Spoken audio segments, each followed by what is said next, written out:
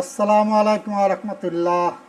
2026 বিশ্বকাপ চলতেছে। আমরা ফুটবল খেলা দেখি, ক্রিকেট খেলা দেখি। আমার কথা হইলো আমরা কতটুকু খেলা দেখতে পারবো, কতটুকু সাপোর্ট করতে পারবো, আমরা কোরআন আলম থেকে জেনে নেব। কারণ আমরা কলমা পড়ছি, আমরা মুসলমান।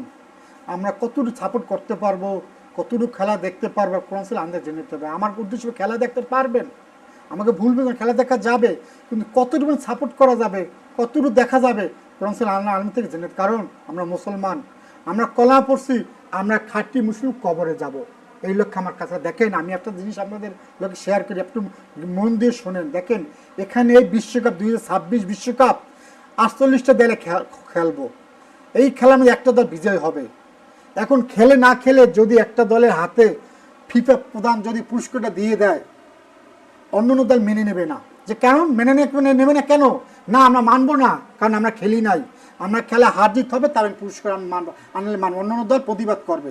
একটু লক্ষ্য করেন, দেখেন, মহান আল্লাহ এলমে গাইব, মহান আল্লাহ রুহুজত আপনাকে আমাকে সৃষ্টি করার পর আল্লাহ জানতো যে পৃথিবীতে আপনি আমি কতটুকু নেক কাজ করবো, কতটুকু ভালো কাজ করবো। আমরা রুহু জগতে বসে মহান আল্লাহ জান্নাত জাহান্নাম দিয়ে দিতে পারতো, কারণ মহান আল্লাহ এলমে আল্লাহ সব জানে।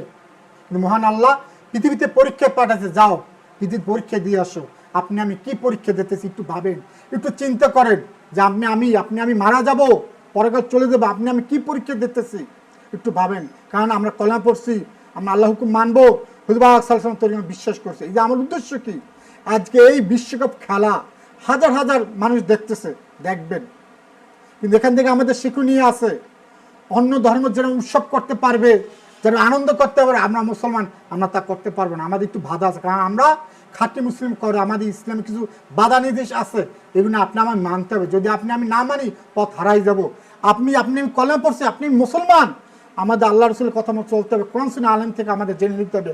আপনি যদি আমি খেয়াল খুশি মতো চলি, আমরা পথ হারাই যাব। ভাই, আমাকে ভুলবেন না। এটা আমার উদ্দেশ্য কি, আমার উদ্দেশ্যে আমি এটা অনুষ্ঠানে কেন করছি, আপনারা বুঝ দেওয়ার জন্য। আপনারা দেখবেন, সাপোর্ট করবেন, কিন্তু কতটুকু করতে পারবেন কোরআন সুন্নাহ আলেম থেকে জেনে নেন। ভাই, আমরা দুদিনের দুনিয়া আসছি, এই আনন্দ রং তামাশা সব পৃথিবীতে থাকবে। আপনি আমি একদিন চলে যাব, অন্ধকার কবর পাড়ি দিয়ে যাওয়ার আগে আপনাকে আমার খাঁটি মুসলিম হতে হবে। আপনি খেলা দেখতে পারবেন, যেতে পারবেন, কিন্তু সীমিত, কত পর্যন্ত যেতে পারবেন কোরআন সুন্নাহ আলেম থেকে জেনে নেবেন। ভাই, এই যে বিশ্বকাপ চলতেছে 2026, সামনের বিশ্বকাপ আপনি আমি পাবো, কোনো গ্যারান্টি নেই, কোনো নিশ্চয়তা নাই। মহান আল্লাহ আলম ভালো জানে।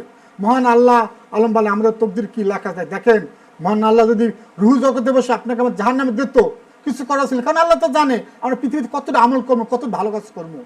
আজকে যদি বিশ্বকাপ খেলা যদি না খেলে যে কেউ হাতে পুরস্কার দেয় ফিফা প্রধান, অন্যদের প্রতিবাদ করবে না, আপনি না খেলে আপনি কেন তাকে পুরস্কার দিলেন। মহান আল্লাহ তো জানে। এই জন্য মহান আল্লাহ আপনাকে পৃথিবীর পরীক্ষা যা পরীক্ষা দিয়ে আসো, পৃথিবীতে রং তামাশে ঘুরে আসো, পৃথিবীতে কি নিয়ে আসবা, সবাইকে মহান আল্লাহ একা একা দাঁড়াতে হবে। আপনি যদি মানুষের উপরে আসেন, আপনার মানুষের আপনার বিচার হবে। আপনার যে ধর্মে আমার ভুল বুঝে না। ভাই, আমার উদ্দেশ্য, আমার মুসলমান, আমার লক্ষ্য কাজ করে আমি খাঁটি মুসলিম কবরে যাব।